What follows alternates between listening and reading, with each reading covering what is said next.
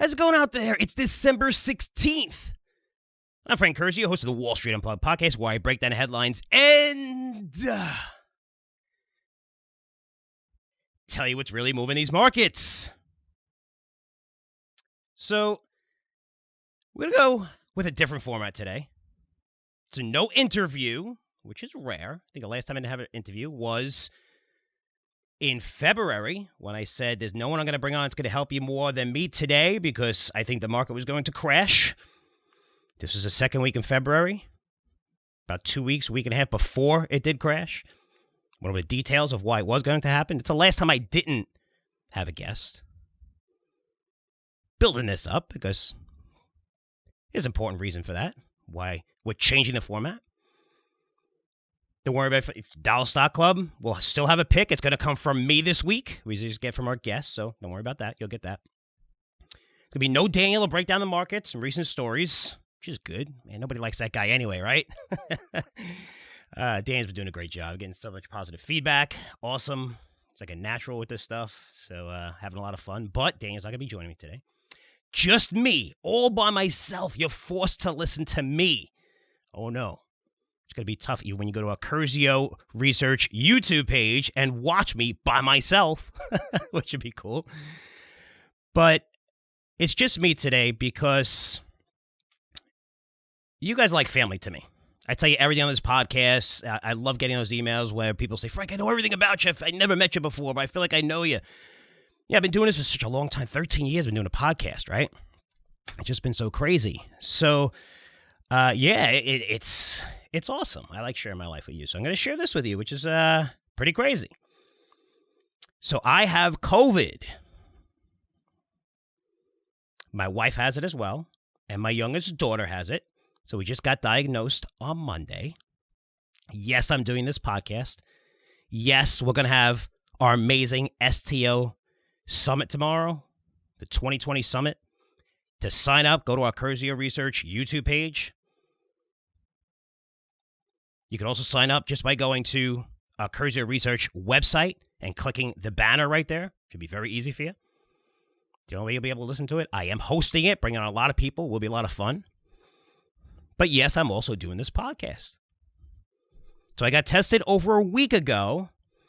And if you're a Curzio Research Advisory member, you probably know that because I do video newsletters. For those of you who aren't subscribers, it's really cool. It's like 30, 40-minute video. I know it sounds long, but instead of giving you like a 12-page write-up, and we started doing this about 8 months ago, even I think it was pre-COVID, I share my screen. I show you the websites, all the different methodologies I use and stuff like that. So it's really, really cool. So you get to see me. And I said, I'm a little under the weather. It's not COVID because I did get a test and it was negative last week. And, I felt a little weak, which led me to get the test and, a little bit of a cough. I just felt like it was kind of seasonal here, but it was negative. But however, my wife didn't feel well, and she had a sore throat and a cough, and she said, let me get tested. And she got tested, I believe it was on Monday, and it came back positive. So I immediately got tested with my youngest daughter, and we came back both positive, right? Because of a 15, 20-minute test. Well, my oldest daughter is negative. So, all of us are doing fine. My wife probably has it the worst. No fever, but she still has a sore throat. She feels a little weak, not in any pain.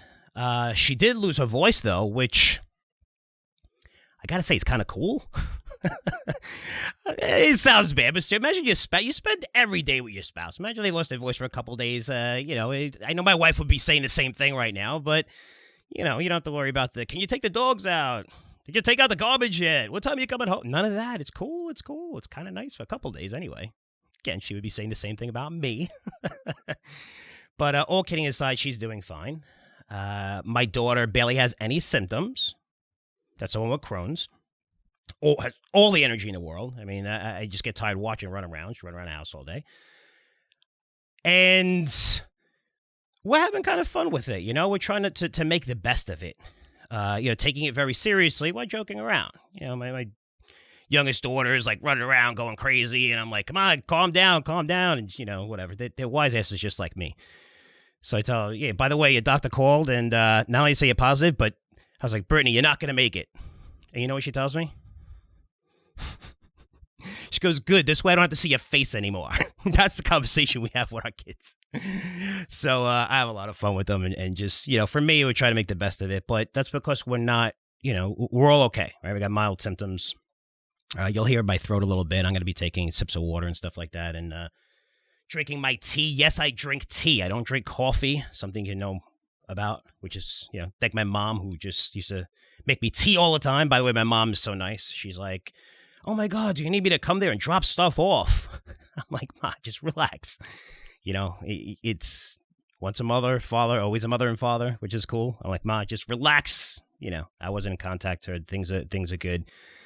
But, we're all in good spirits.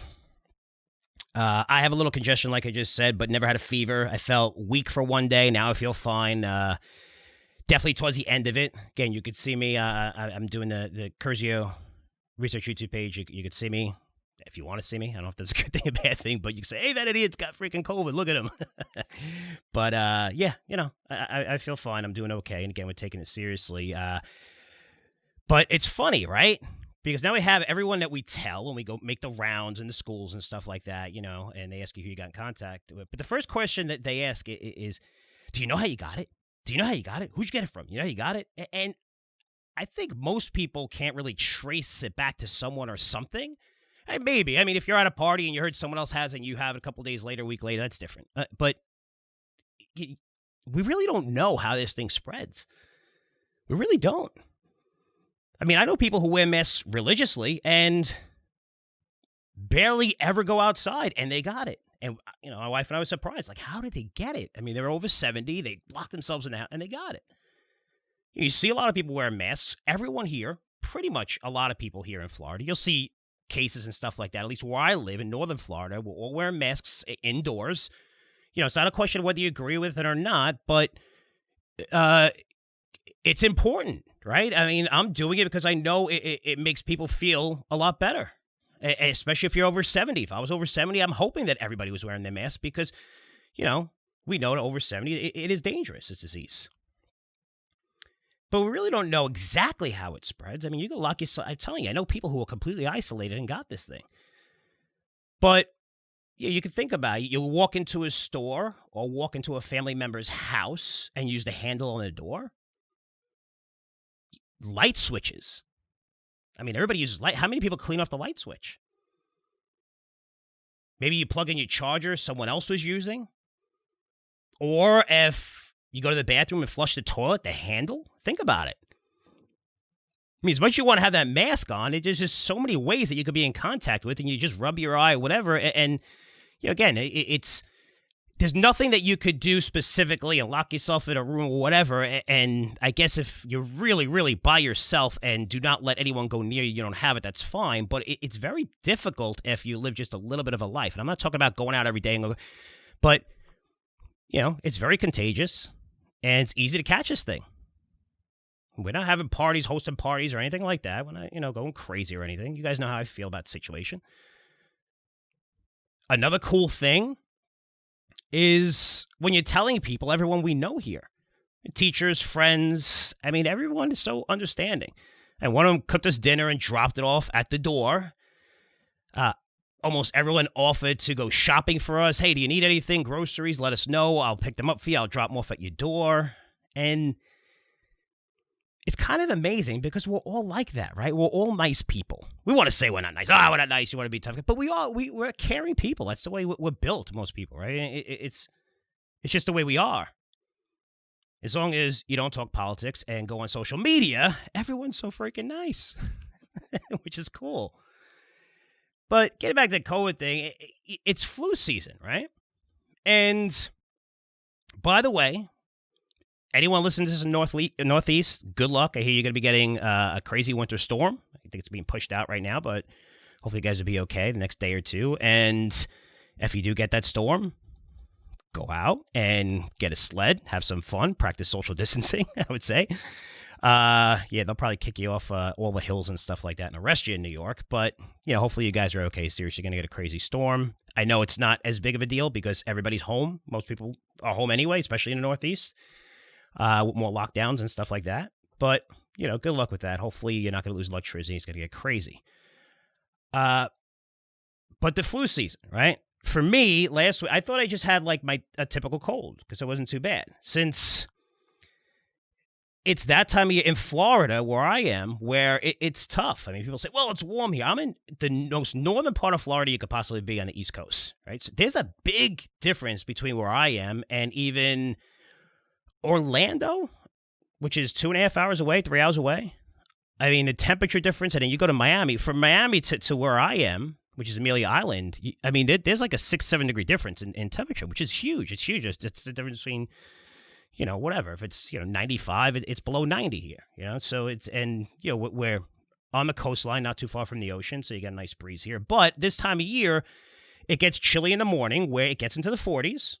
Believe it or not, yes, Florida in 40s. Doesn't really snow where I am, though, ever. But so when you're getting in the car in the morning, it's cold. It's really cold. And I know if you're in the Northeast, you're like, that's not cold. 40 degrees here is like minus 20 to most people. Like if it hits 40 here, people have earmuffs on. They wear gloves. They have like 2 jackets on. It's kind of funny where, I have shorts and a sweatshirt on because 40 degrees is not cold. I grew up in the Northeast. But, your car is cold, so you're putting on the heat to work. And then in the afternoon, it heats up to 65, 70. Your car's in the sun all day. And then you wind up going home and putting AC on. Again, it's only, my office is very, very close to my house, and it's very isolated from everything else, right? I don't have any contact with people.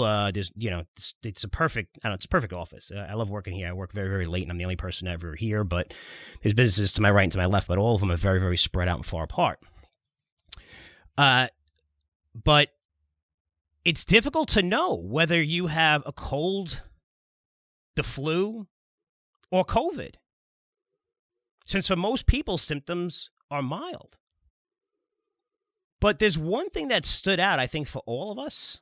And if this happens, I would definitely get tested. But we all lost like a little bit of our taste for things. And not everything, but, my youngest daughter, she said about 3-4 days ago, and I just didn't pay attention to it. She said that, she had a sandwich and with mustard on it. And this was, I think, on Sunday. Monday she got tested. And she couldn't taste the mustard. She's like, oh, this tastes terrible, and I can't taste it, whatever. And same thing happened to her wife, and then me as well. Like, you just lose your taste for certain things, and you can't really, I don't know what it is. I don't know if it's sugar or whatever, but you just can't really taste it. But, if you're a little under the weather, which, happens this time of year, and you're not sure if you can get tested or you should get tested, if you lose taste for anything, definitely get tested. That's the one symptom, because everything else is kind of like flu and cold. You don't know the difference. You want to get tested anyway. And again, because it's mild, you might be like, well, I feel okay, but still get tested if you are. This way, you can isolate yourself and you don't spread it. But, talking more about COVID here, since I now have it along with my family, this is a disease I've been closely following since January. And you can say a lot of people are like, oh, we all follow. No. I mean, I understood this disease early on, how China closing its doors would crush the markets. Also very early predicted it's going to spread like wildfire across the U.S. I remember telling people here when it just came to, Washington, and then someone in New York got infected. In case I said it's going to spread like wildfire here. You guys have no idea. It's going to spread like wildfire. When most infectious doctors were telling you otherwise. Okay, this was in February, and leading into it, right, into March, where you really saw the spread. And how did I know this? Because I'm an absolute genius. I know everything. You guys should know that by now. I'm kidding. Actually, I just have really great contacts. I was interviewing people in quarantine in China and Italy. I mean, how many people were doing that in February, March? Nobody's really talking about that, right? It hit those areas pretty bad. And you can see a lot of those interviews on my Curzio Research YouTube page, and go back and see, and you'll hear me talking about it. All these podcasts, all my newsletters, they're all documented. They're all archived, so you can go back, and this way you could see everything, right? I hate people that just, you can go back, but you're only going to see the good stuff. No, I've made some mistakes on stock picks. I've made some mistakes on calls, but hey, you go all the way back, and you'll see. Why? Because I have nothing to hide. You'll see I'm right more times than I'm wrong, because I do a lot of homework and do a lot of research. But if you go back to those February, the newsletters I was writing, you go back to those podcasts and listen in, we were pretty ahead of this. And the reason is because I have really, really good contacts. I like to take credit and think I'm brilliant. As you get older, you realize you're not that smart because you talk to so many brilliant people, especially me that I interview. And define smart anyway, right? I always use this example and say, I think my mechanic is a genius. I think that because I don't really know anything about cars other than, oil change, tire change, putting gas in my car. But, building an engine or transmission, I mean, that's pretty incredible, right? You think about it? But everyone's smart in their own field, and you can always learn something from these people. And I've just had access to so many of brilliant people, especially doctors, where dozens of leading doctors that run hospitals started emailing me, and they continue to do so when they learn something new about COVID. And one doctor put it simple. He goes, Frank, and I expressed this, where who's making the decisions, right? We have Dr. Fauci. We have, say if it's Biden, it was Trump. You look at a lot of our politicians, a lot of those doctors, right, who are on their staff. And this is what a doctor told you. It made a lot of sense. Every one of those people are in a danger zone. They're over 70 years old. They're going to have a much different opinion on what you should do compared to someone who is 30 years old, 20 years old, or a young person that this disease doesn't really impact at all, which we know by statistics. If you think about it, I've used this example before. It's almost like having someone who survived a plane crash being your head at security, at an airport. I mean, everybody that goes on the plane is going to be wearing a parachute, right? That's what because that's kind of like what it's like. Because you're going to have it, and that's what we need to understand, where this is a different disease for different people of different ages. You can't have a blanket policy and say, okay, here, everyone's got to do this, and it's really important. But talking to these doctors, what I found interesting and amazing is it was a lot different than what I was hearing in mainstream media. And for me, I'm a research analyst. That's my life. I want to get to the bottom of it, whether it's positive or negative, and I come back with my findings. I remember when I went to, I visited the Eagle Ford, all the major shale areas, right? And I start out with the Eagle Ford and the Permian with my buddy Cactus Schroeder. Spent like a week going through all the counties, everything, technology, hopping on rigs. I mean, the greatest education you'll ever know. We made great money. We did this, I think, in 2010, 11. A lot of money on certain stock recommendations being there. And when I went there, that whatever, the HBO special with fracking, and they turned on water, and it was like, I thought I was going to go there. There's going to be animals dead everywhere, right? And then I understood this is all 100% bullshit because I went there. I don't have an agenda. I don't have anything, just like when I went to Northern Dynasty and said, look, this thing's probably never going to get developed, but this is 100% bullshit. There's no lakes. I mean, there's no streams running through into Bristol Bay, which is 100 and whatever, 30, 50, 150 miles away, which is going to impact sockeye. It's all BS. By going there, that's my job. That's what I get paid for, right? So a lot of people will look at it and say, well, Frank, no, you're wrong. And they criticize you, even though a lot of the stuff that you're saying is factual because you did the research. But it was just amazing how these doctors are telling me something so different than what I was hearing in the media because it was an election year and it was best interest for everyone to really use that to their advantage. It was a number one talked about subject, the most important that people listed who were voting for this election. I'm going to be sipping my tea in between. The throat does get a little bit dry every now and then. But, seeing those things that they were telling me, it made me infatuated with this subject where I was reading tons of studies, tons of reports. And I alerted my subscribers at John Hopkins' website before anyone even knew it existed, how they started tracking everybody and everything in every country, giving you the resources you need to use. We set up a special COVID page. And then all of a sudden, by mid-March, everyone started taking it seriously. The New York Times, Washington Post, they did a great job covering this particular subject. Everyone started taking it seriously. And interviewing the right people or whatever. But it was, we had this whole thing set up and said, okay, well, you can find this stuff everywhere. But I was really engulfed in this. I was just infatuated. And I have to tell you, I definitely read more studies on this than most doctors out there. Even infectious doctors. I mean, because that's how infatuated I was. I mean, imagine, put yourself in my shoes. You're researching something to death, right? And you form your own opinion or thesis. And that opinion is flying in the face of what everybody, really believes. And you look at you going, you're crazy. It's not going to spread in the U.S. This isn't a big deal. This isn't going to kill people. It's going to be fine. And then you turn out to be right. And again, I'm not patting myself on the back. I wish I was, wrong about this, and I wish this disease didn't freaking exist, and it never spread like it did. But to say all that hard work you put in, and you're saying, wow, this really happened. Now you become addicted to that subject. Just like, if you're a Tesla bull, or if you're a Tesla bear. I mean, you go on Twitter, you listen to how they know every single stat about every single thing, and they're just posting they're fully engulfed in the company. Again, being a research analyst for over 25 years, and COVID is a subject that, research to death. And here are the things that I learned. A lot of them are facts, which, a lot of you will be familiar with if you've been listening to this. But this is an extremely dangerous disease if you're over 65 or have underlying conditions like diabetes, asthma, respiratory problems. You need to fear this disease if you are in that group, which I call the danger zone. It's very, very serious. I never downplayed COVID, ever. If you're not in that group, everyone else, it's our responsibility to protect these people. And they should be the first to receive the vaccine along with healthcare workers.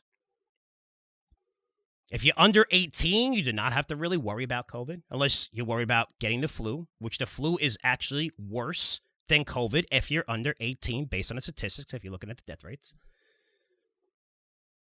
Almost non-existent if you're under 12. I'm not saying if you have a kid that's 12 that got it. My daughter's under 12. She has it. She barely has any symptoms. She's running around having fun. I'm praying, and she is on Humira, which lowers the immune system, which, our doc said, she gets a shot every 2 weeks and said, just hold off on the shot. This way she could, fight this. But she's doing good. She doesn't seem like she's getting any worse. And I'm sure there's a situation where, it could be bad. But when you look at statistics, it's really not. And you want proof, in California, the population's 40 million. You know how many people under the age of 18 that died from COVID in California? Let's on a CDC site. This is about 2.5 weeks ago. It was 2. It was 2. So I was adamant about keeping schools open. And you post that on social media, and people come after you like crazy. If it doesn't support their agenda, they go crazy. But this isn't me just like a feeling I had. This is by doing the research. Because I don't have an agenda. I have 2 young daughters. I'm saying this along with easily over 90% of the doctors and infectious doctors. Almost all of them are sending their kids to school and believe they should send their kids to school. I was watching something on CNN, which I thought was funny, and they were interviewed 4 different doctors, and CNN, just like most media, I'm not picking on them, but everybody has an agenda, right? And it's now reporting whatever. Everyone has their agenda and their favorites.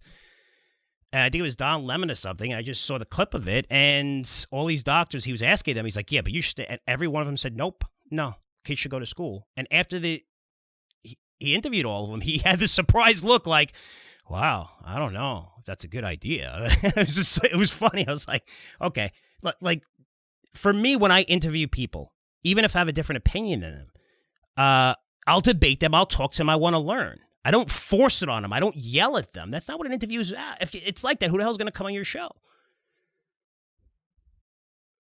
I want to interview people who have a different opinion than me. That's how you get smarter. But not to the point where I'm like, oh, you're an idiot. You don't know what you're talking about. This like I'm trying to change this person's mind. I want to know, what did they see that I'm not seeing? Where's the research? That's how we all get smarter. That's how I pick most of my stocks.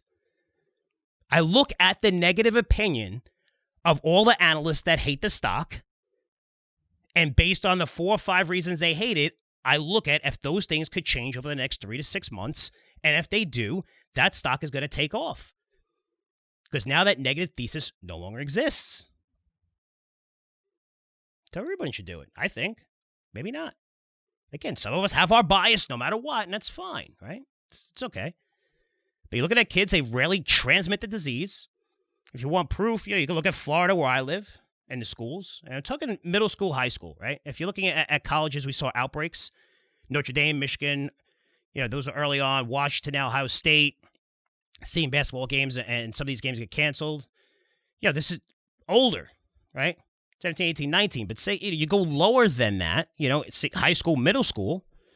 You're not seeing that. You're not seeing it. I know because there's kids that had COVID in my daughter's school, and, they pulled them out, and it's not like it spread with 30, 40, 50 kids. Not once where I am. It's very rare because they don't really transmit this disease.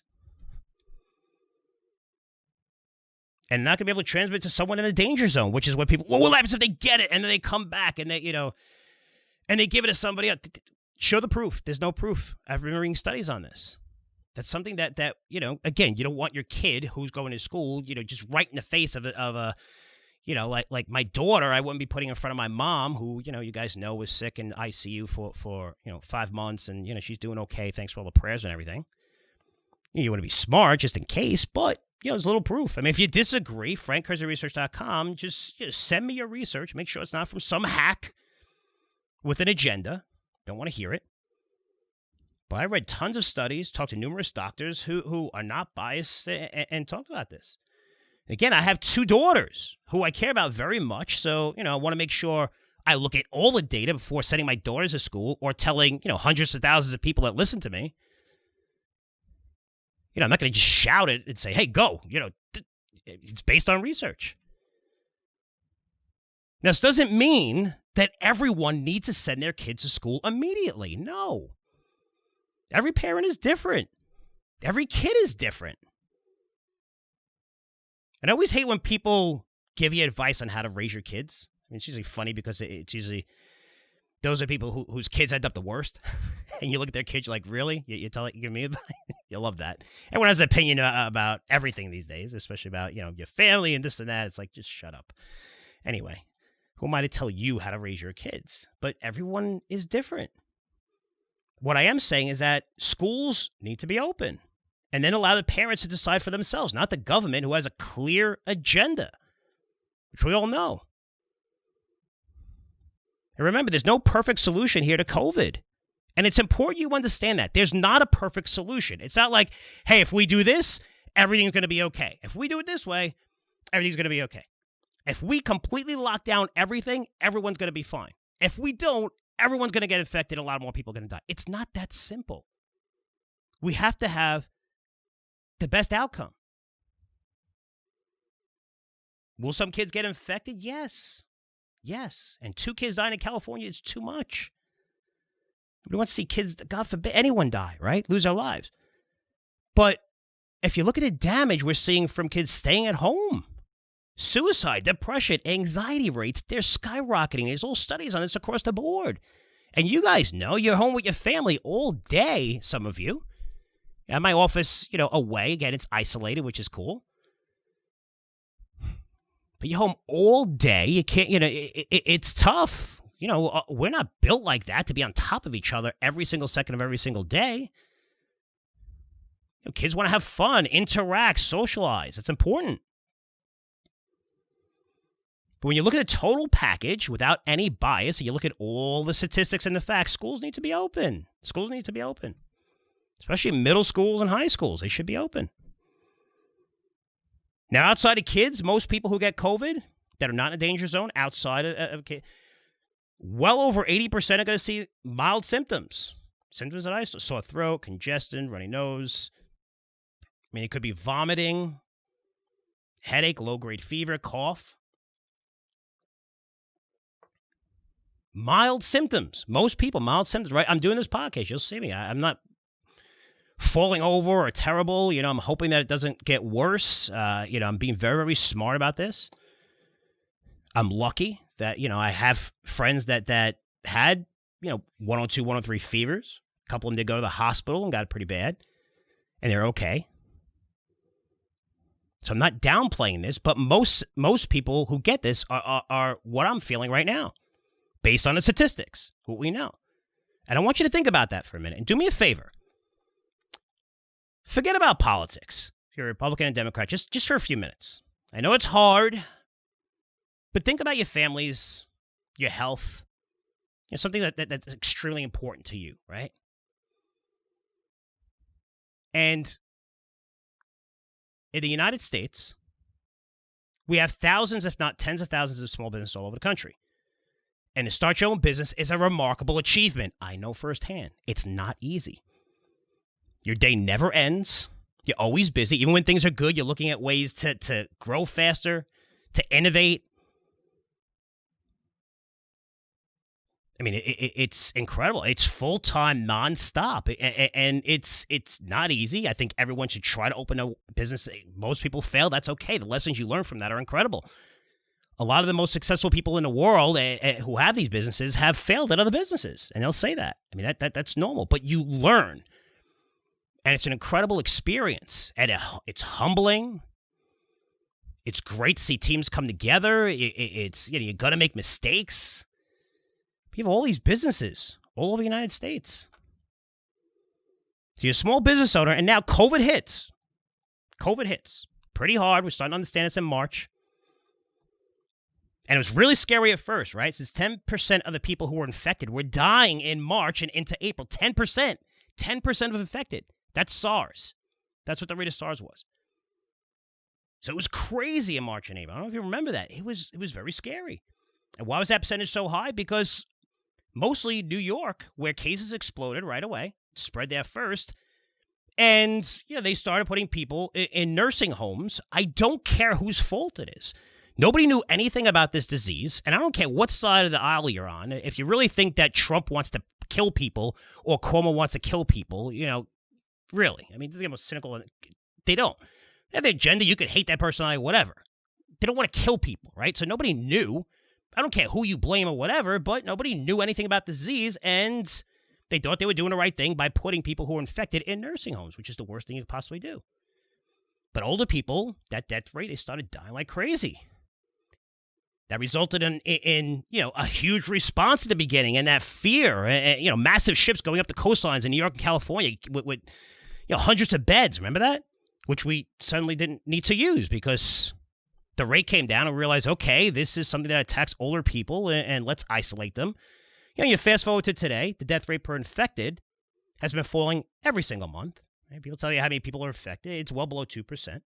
Sure, more people are getting infected. Yes, I know it's record, but cases at record highs. But death rates as a percentage of infected continue to fall because we know more about this disease and especially who we need to protect. So cases are rising. The government decides to force businesses to shut down in late March. But the decisions are not black or white, where all restaurants or all public businesses need to shut down. No, it's not like that. No way. It's only happening in certain areas based on the state you live in, based on the zip code you live in. So you could have restaurants literally closed on one block and the next block, they can remain open. Like COVID doesn't exist on the next block. We've seen that. We've seen it all over New York, California, different places. You also mandate that mom and pop convenience stores, you have to close. You have to close. Even those essential businesses, you have to close while we're going to allow Walmart, Targets, the Home Depots to remain open. And when you look at the science, and people always love throwing that around. If you look at the science and then they say their opinion, I'll throw myself and inject myself into that and say, if you look at the science, there's none that shows you're more likely to get COVID at an indoor restaurant where social distance measures are in place and people are using compared to going to Walmart or Target that are also indoors. I'm not talking about both sides of my mouth here. Either it's dangerous for everyone or not dangerous for everyone, right? But the government says, too bad, some of you are going to close and others don't have to. As a small business owner, you do the right thing. You comply. You're pissed off since this is your livelihood. This is how you feed your family. And revenue, no business in the world models for revenue to fall 50, 70, 80% immediately. Nobody. Should be modeling for 20% That's what I do here. What happens if revenues fall 20%? What do we need to cut? What do we need to do? You should always have that plan in place before it happens if you have a business, especially if you're doing well. Know your numbers. Every number, every stat for your business is the most important thing in the world. Believe me, they'll catch up to you in a second. That's why most businesses fail. But you're being forced to shut down.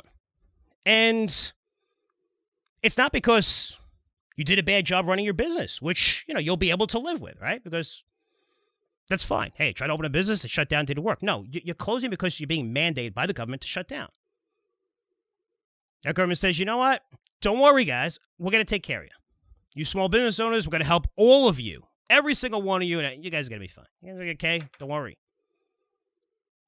They come out with a loan program, PPP loan program, CARES Act. Release trillions of dollars through this special loan program, which is amazing. They released that much, which is incredible. That's great. They did it for these businesses who are being forced to close. Thought it was funny how Harvard applied for the PPP loan. By the way, they have a $40 billion endowment. Shake Shack applied for this, even though they have access to the capital markets. Small businesses do not. Tons of schools with endowments. Large companies applied for this. And then afterwards, when they got caught, oh, no, we're going to give it back. We're going to give it back. Gotta love it. Man, when you have money and you're handing out, the people that want it the most are usually the people who are the richest and the greediest. It's kind of crazy. It's insane. But anyway, small businesses got some relief, and this is in April and May. That relief lasted them a couple of months. 2-3 months. And you had stories, people talking about, this is great, okay, we're able to hire, we're able to stay open, thank you so much. We're now 7 months later. And we're locking down again. And these people, these small business owners are dying. They're out of money. They're laying off employees. And we're going through another wave of lockdowns. And remember, these businesses are being forced to close while other businesses are allowed to stay open. They're asking for more help. They're screaming for more help. And our politicians, they're not helping these people. Why? Because a lot of them want more stuff, and they both agree that, hey, small businesses are hurting.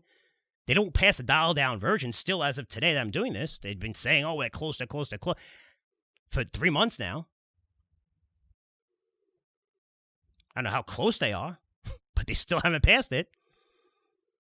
But why haven't they passed it? Most of them are looking for state funding, since a lot of policies they enacted, closing most businesses means that your state's not generating any tax revenue.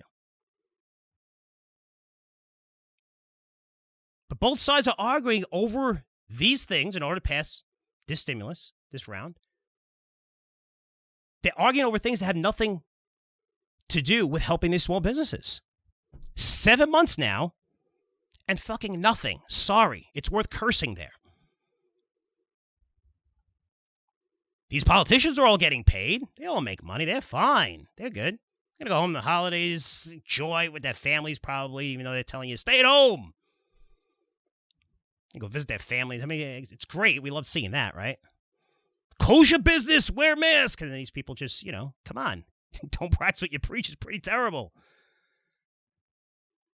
But how many small businesses need to go under before you finally pass a watered-down version of the stimulus? Just something to help these poor people. I mean, this is in 2008 where we bailed out, corrupt, greedy, asshole executives who leverage everyone else's money to get bigger bonuses. This isn't that. This isn't 2008. I can see why people hate the system and hate Wall Street, of course, right there.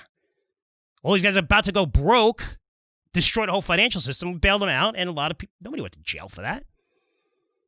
No, these are businesses that are being forced to be closed by our government, and our government's not doing anything to help them. I mean, maybe the most un-American thing I've ever seen. You're destroying the heart of our country, small businesses. Which, by the way, every large company was a small company, a small business at one time. Every one. Someone starts a company and you're generating $20 million in revenue out of the gate. Microsoft, Amazon, these are start with just ideas. These are small businesses. You look at them now and say, well, look how big they are. $1 trillion, it's $2 trillion plus companies. But these are small businesses at one time. They're being forcing these people, right, to shut down. They need your help more than ever, and not because they're being greedy here, asking for handouts. Or, hey, just give us money, please. No, they want to feed their families. They want to pay their bills. They want to work. They want to work. It's America. They want to work. And you're destroying the fabric that built this country. My question is, how do you think this is going to end? How do you think it's going to end? And statistics showed survival rate for people who are not in the danger zone when they get COVID is over 99.5%. Yet you're forcing businesses to close and remain closed. And these people can't feed their families, can't pay their bills, forcing them to close. They're not giving them any support at all.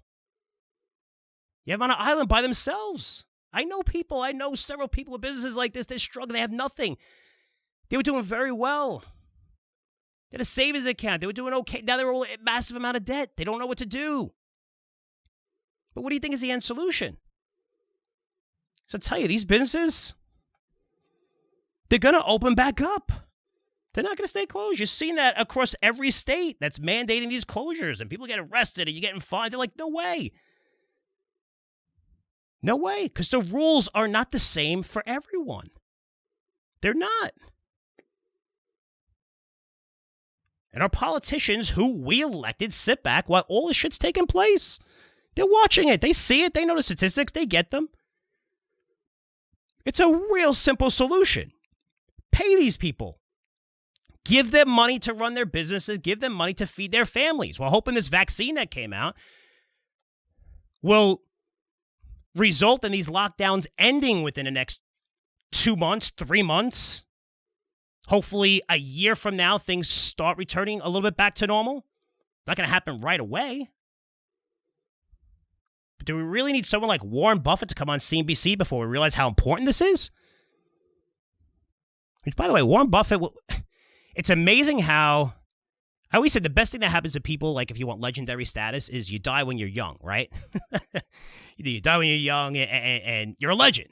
I mean, Warren Buffett, that legendary status continues to grow year after year after year. Someone I respect, someone that, my dad knew. My dad wrote just a small book called Awareness of Indirection and sent it to Warren Buffett. And Warren Buffett actually, thank you so much for it. This is before Warren Buffett was, had 100 million people go into, the Omaha conference and annual conference and stuff like that. But, and he signed it personally. I have that letter. It's really cool. Actually, I wanted to see if I had it here. I was going to show it on the screen for you guys to see it. Again, we taped this video because of Research YouTube page. But seriously, I mean, you got to help these people out. You got to help these people out. We all agree, right? These are small businesses. Come on. And these are people that work hard, that you're mandating that they need to be closed, and all their customers are now going to, big box retailers that you're allowed to stay open. Even how are they going to survive? They're barely going to survive when we open up because most of these small businesses can't operate at 80, 85% capacity. Usually after that, that's where the profit comes in. But now you're not even giving them a shot. And you hold all the cards. It's simple. You just got to come together and agree. Crazy times, man. Crazy times. Also, I want to address, doctors I talked about earlier, healthcare workers, first responders, amazing job they're doing. Thank you so much for sharing all that information with me. I appreciate it.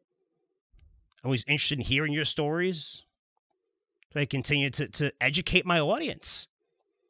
So please feel free, if you see statistics, whatever, not supporting. If you see something where, tons of kids are getting infected or anything, send them. There's no bias here. We want to get it right.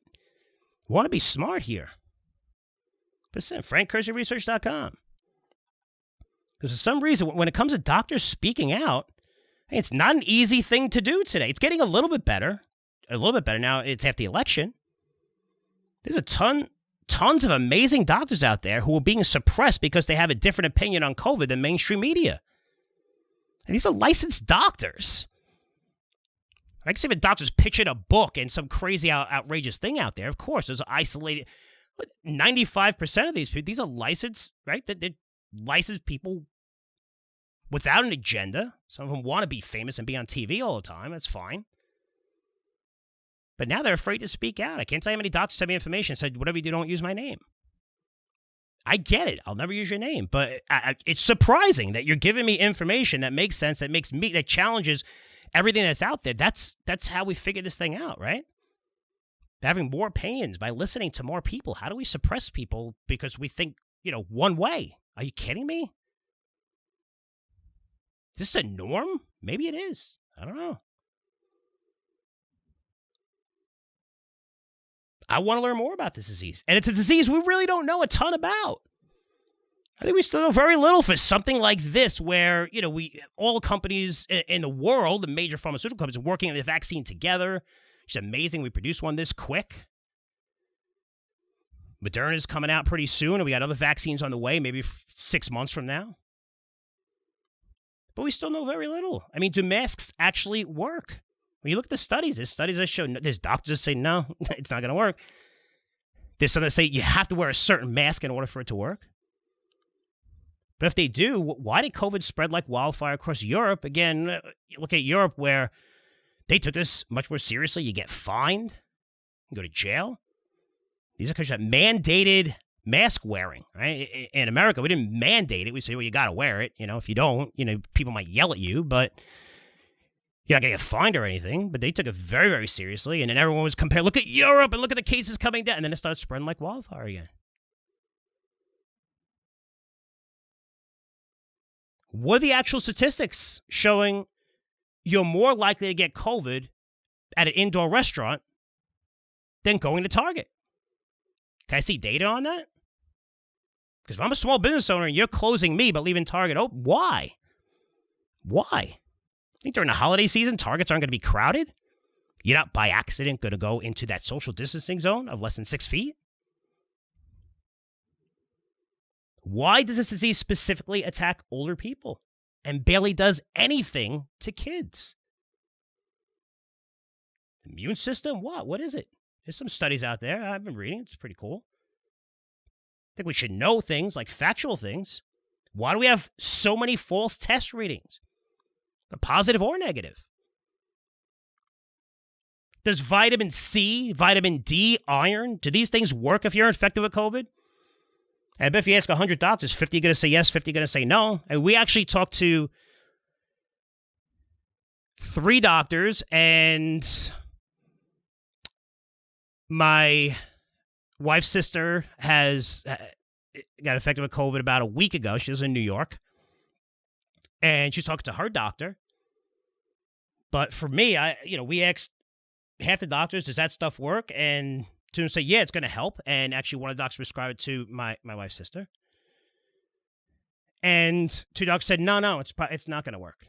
So you just get some rest. But which is it? Which is it? Does it work? Doesn't it work? Why don't we know this by now? But it is interesting. It's something new. It's something that was fabricated, made in the lab. That's why you're not seeing other strains of this right now. Although there's someone in the EU, a scientist, that said it is mutating. I'd like to look at more of that. I'm not going to dismiss it. I don't know. Hope he's wrong. That's why the flu, it's on the vaccine 40% on average. It's 40. When you get vaccinated, it works 40% of the time. So when you're looking at this is more like the rubella, mumps, the MMR vaccine, which is in the 90s in terms of effectiveness. We're looking at the COVID vaccine. I'll answer a question on that in a little while. But now that I have COVID, I'm going to report to you about everything I go through. I want to try to educate you. You'll see me doing live videos, posted on social media, Twitter, at Frank Curzio if you want to follow me. Also on our Curzio Research YouTube page. Again, doing lots of video, which is really cool. But I'll answer your questions, frankcurzioresearch.com. If you have any questions, I know there's people out there that email and say, hey, I got COVID, and they'll update me on their symptoms and what's going on. Again, I want to learn as much as I can to help. We have a big platform here. But as of now, I'm not worried. Doesn't mean we're not taking this seriously. We're taking it very seriously. But as of now, my family, we have mild symptoms, and we're hoping that it doesn't get worse. So this is the part where I bring in Daniel and talk about the markets, except I got COVID. So there's no Daniel today. He's doing perfectly fine. He's great, and miss him. Got to get him on soon. Love that back and forth.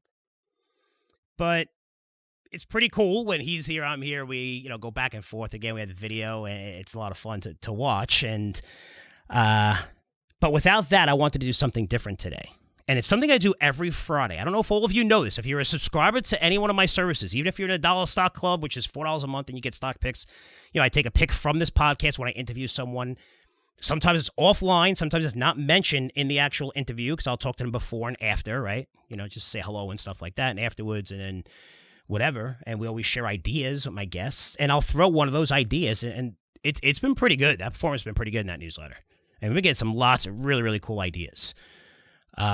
Really awesome ideas.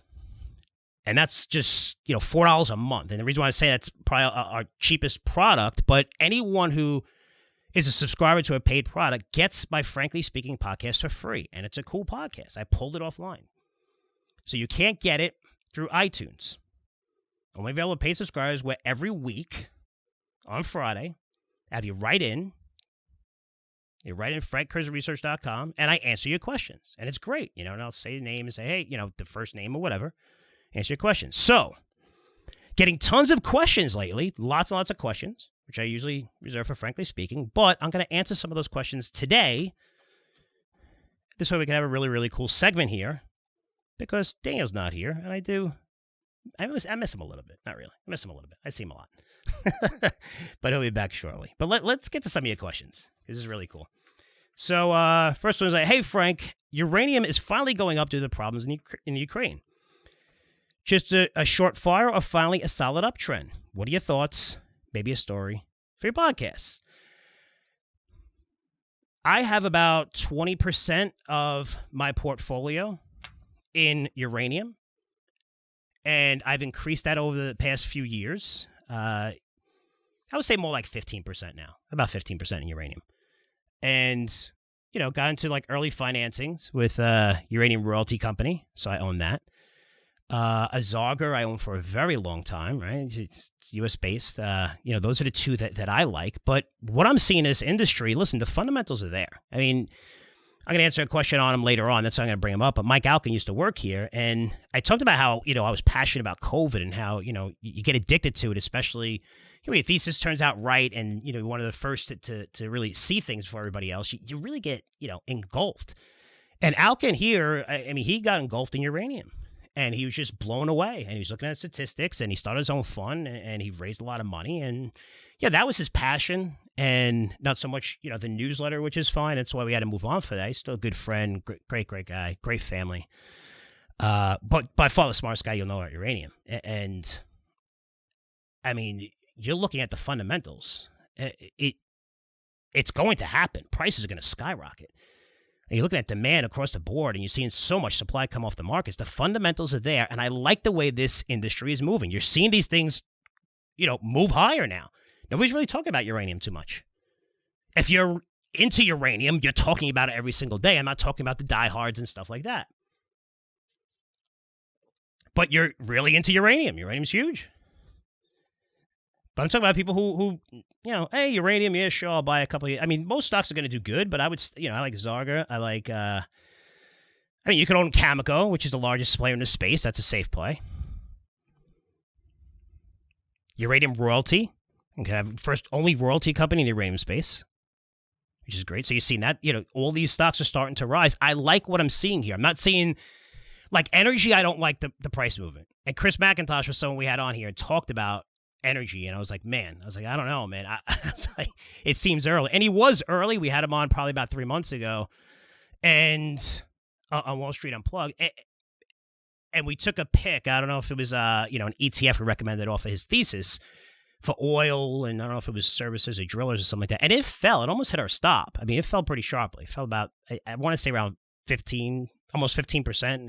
I'm not too sure what the stop was on that 15% dollar stock club, but it didn't trigger, and then it took off, and now it's up a lot, right? So, but I don't like the move in energy where you see stocks go up 300% when the fundamental landscape hasn't really changed.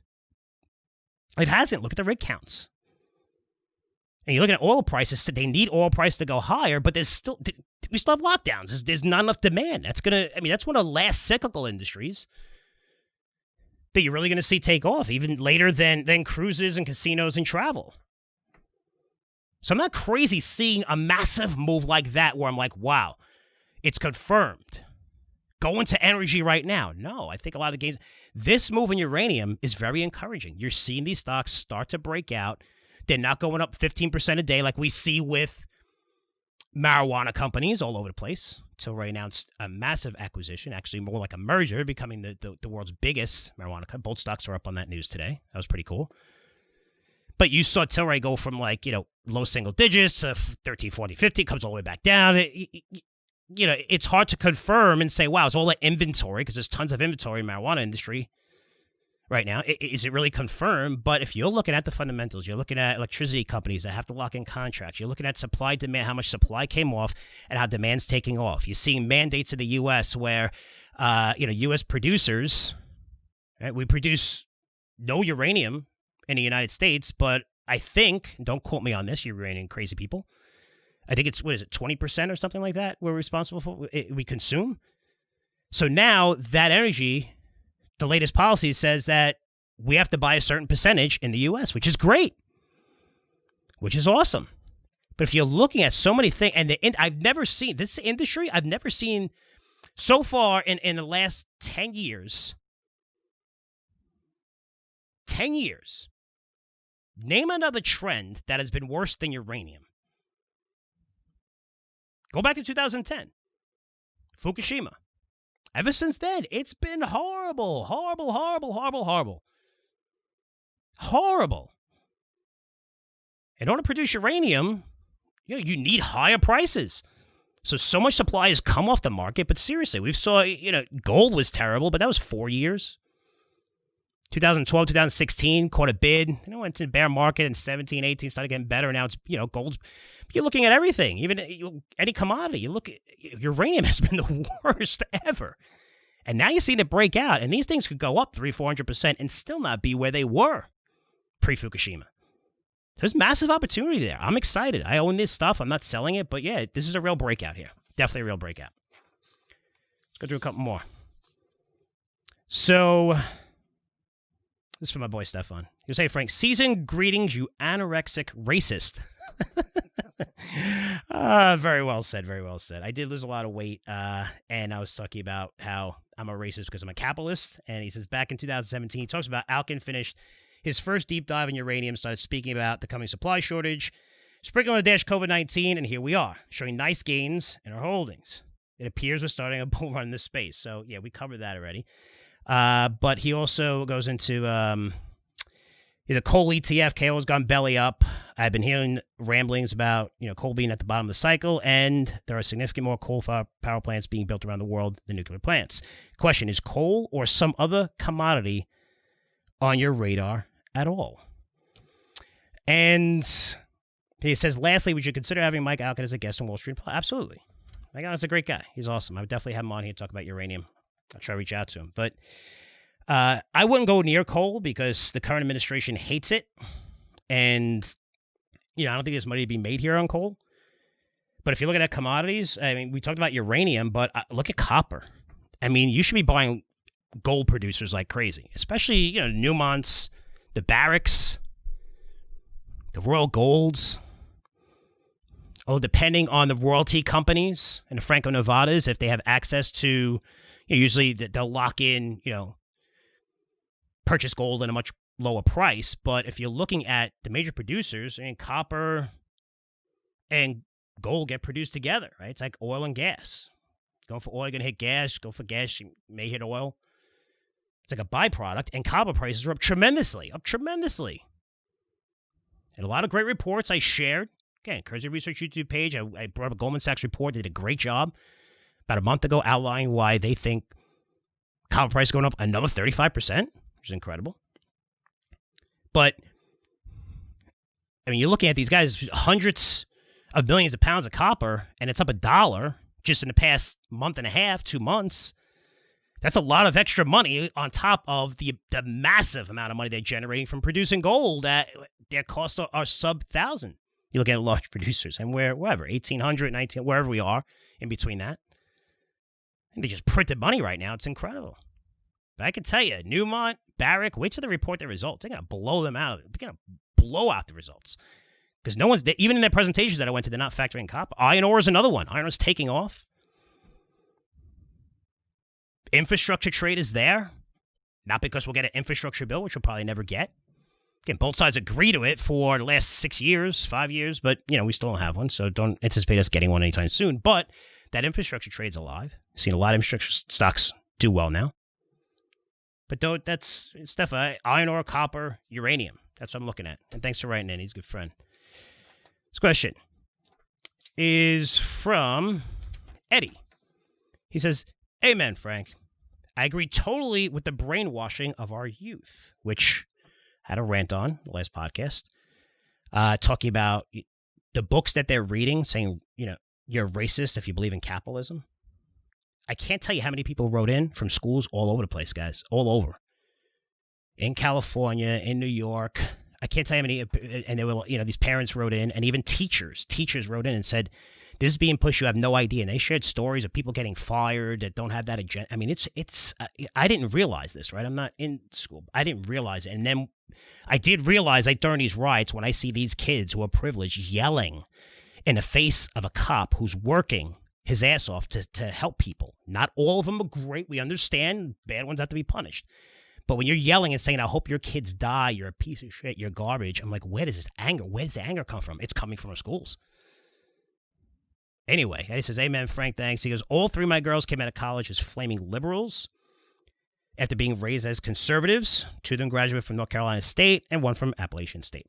They're extremely intelligent, but were literally brainwashed by being bombarded with liberal teachings in college. Two of them were in the Young Republicans Club in high school, so it happened in college. Good luck with protecting the education of your girls.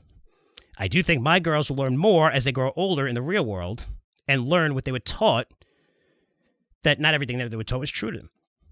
But it's painful watching that to happen. If you confront them about it, it only pushes them away and affects the father-daughter relationships. I hope you fare better than I did. Thanks for all you do." Paid up Curzio 1 member. Thanks. And I appreciate that email. It's not about being Republican or Democrat, right? I don't care, but this is what you're teaching our kids. I mean, I have plenty of friends that are Republicans that just have different, and plenty of friends that are Democrats, and, we have different reasons that we think, how to better the country, which is fine, but we're not saying that don't work hard.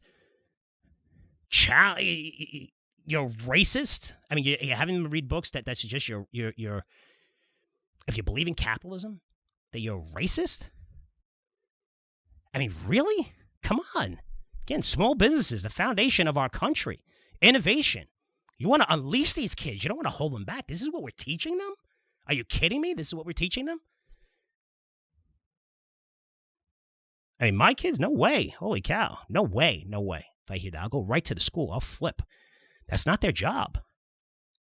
Make them smarter. Educate them. Don't go with your agenda here, especially something like that. Are you kidding me? You wonder why there's so much anger around. Anyway, it's pretty crazy. Take a couple more questions. I don't want to run too late here. And when I say that, frankly speaking, I say, you can ask me a question about anything, stocks, economy, the market, sports. So I do have a couple of sports questions. And so next, Frank, is Wentz done? Are you a Jalen Hurts fan? Eagles looked good last week.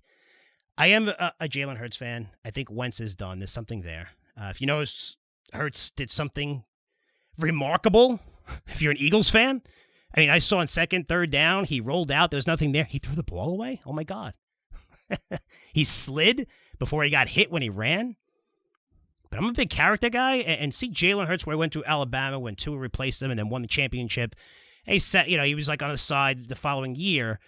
I didn't think he would come back from that, and then we'd go to Oklahoma, lose Oklahoma, and kill it.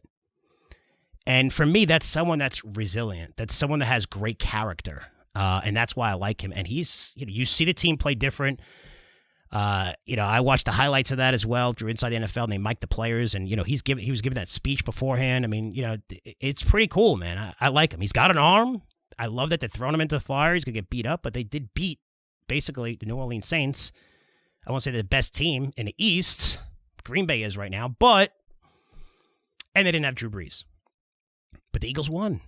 They won. And it was nice, and it was fun, and you saw them come together. It was really cool. So, yeah, I am a Jalen Hurts fan. I'm a fan of people with that kind of character where, everybody hits bottom, and he hit bottom. To see him come back and what he did at Oklahoma and just to see what he's doing now, it is pretty exciting. I mean, the same thing for Lamar Jackson. I don't know if you saw that Monday night game. Best game of the year. Holy cow. Lamar Jackson came out, got hurt, came out, fourth down, threw a touchdown, and then drove him down for a winning field goal. It was incredible. And, look, nobody wanted him either, right? He got drafted at the end of the first round.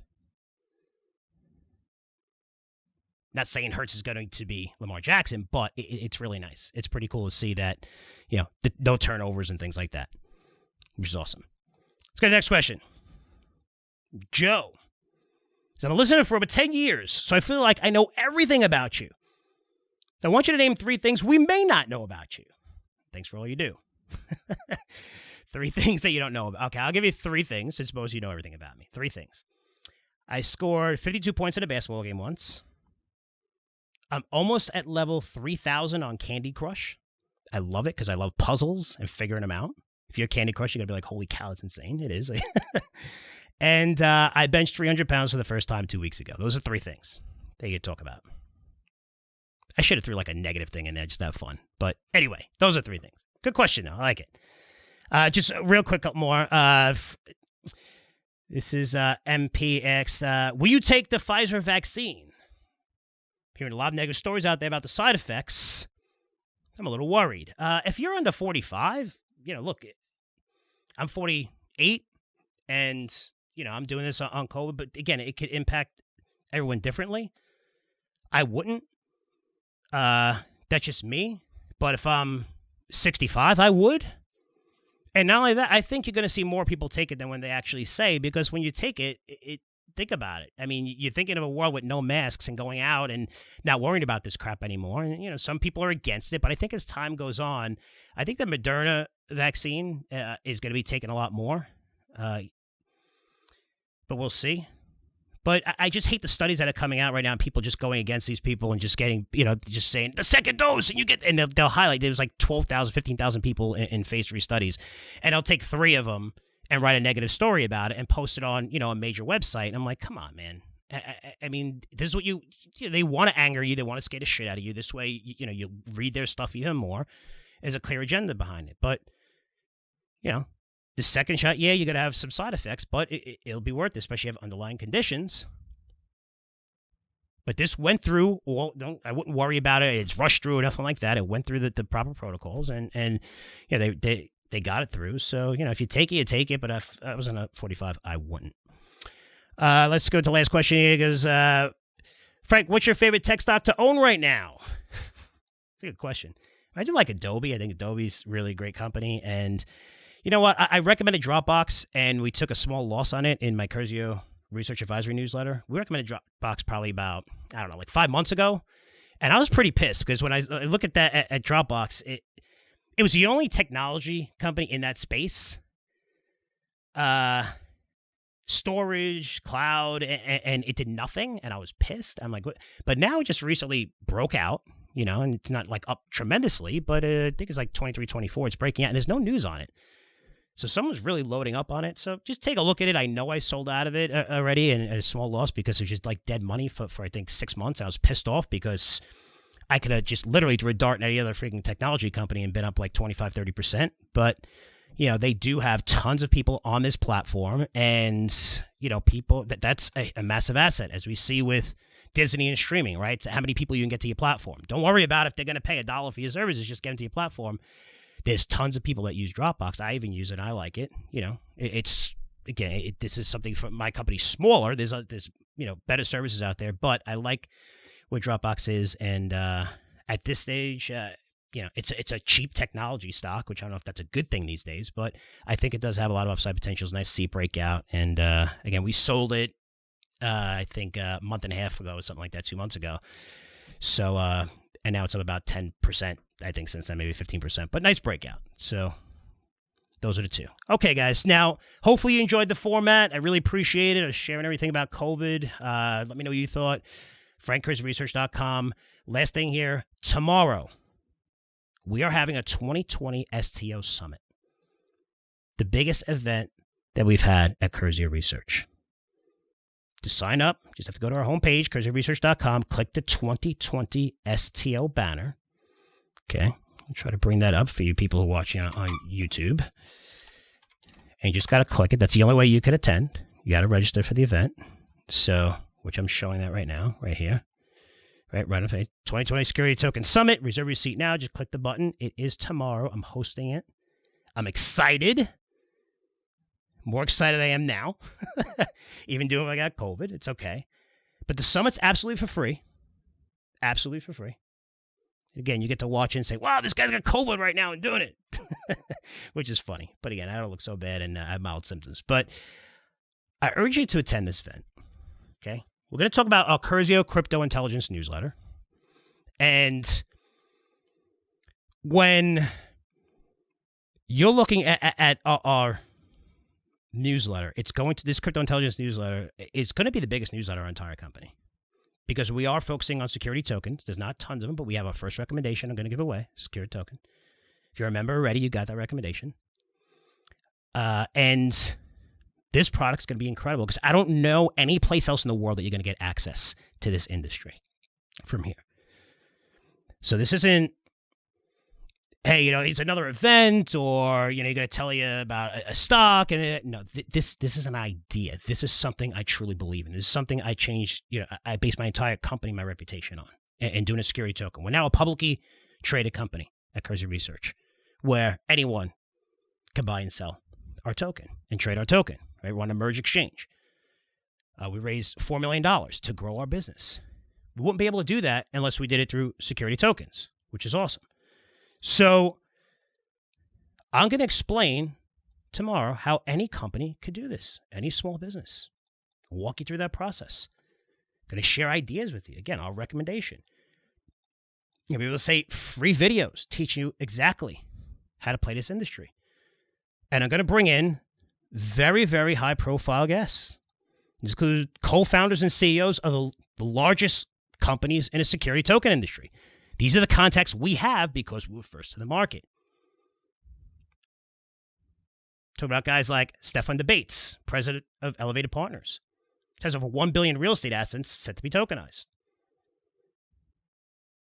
Sam Noor-Salehi, CEO of T0, the largest alternative trading platform for security tokens in the world. Bringing him on. Kyle Sonlin, co-founder of the STO Group. These guys are amazing when it comes to their research. Then we're going to bring in Jamie Finn, co-founder of Securitize. So you're going to hear from them as well, not just from me, of this whole entire process, this idea. This is the greatest idea, the biggest idea over the next 10 years. You're going to see why I'm so excited, why I base my company reputation on this, why it's important to understand this industry, and how you're going to get access to these deals, and also security token offerings during their early stages of growth. And this is how you're going to do it. So I'm really, really excited. For me, I look at it as, if you're an investor, it's a chance to get in the ground floor, similar to how you could have bought Amazon, Priceline, Microsoft in 96, 97, the beginning of the internet boom. Or if you own your own company and you're looking to raise money to grow your business, and again, you can't really go to banks, so they're going to kill you on the rate, probably give you very, very little. But yet if you have that great idea, this is a way to raise money, and it's cost effective. It doesn't cost a fortune, and you could be publicly traded 12 months later. This is starting to get huge. You have countries all over the world that are tokenizing assets. You have sharing stories of an NBA player. I'm bringing up that picture right here. Spencer Dinwiddie tokenized his NBA contract so people could own it, pays an interest rate. Look at that luxury hotel. $600 million in this luxury hotel in London is tokenized. Andy Warhol painting, tokenized. sold on a blockchain, one of his paintings. So this is the market that we're in. Everything is going to be tokenized. If you're looking at the NASDAQ chairman says in 5 years, he believes all assets, and the stock exchange, everything is going to be security tokens and get tokenized. That's how much I believe in this industry. That's how excited I am. And you're going to see a lot of that. It's going to be really cool. And all this for free, absolutely for free. So I suggest get educated on it because this is going to create the next wave of billionaires. This is something that makes sense, just like Uber makes sense, just like Amazon made sense at the beginning. Airbnb changed the hotel industry. This is the first time ever Wall Street, which is a boys' club, is getting disrupted. And this makes sense from every single point of view. And you're going to get everything you need to know tomorrow. Again, to register to that event, 2020 STO Summit, our biggest event ever since I started this company. You can do so by going to our website, Curzio Research, and just click that banner. Okay, guys, that's it for me. I say it all the time. Curzio Research YouTube page. Be sure to subscribe and go there. Again, lots of videos. You can be able to see me here. And, of course, we'll publish everything that we do in videos, and Daniel and I on that website. Thank you so much for listening. Really, I say this all the time, and I truly mean it. I really appreciate all your support, guys. I really do. I love you, and I'll see you guys in 7 days. Take care.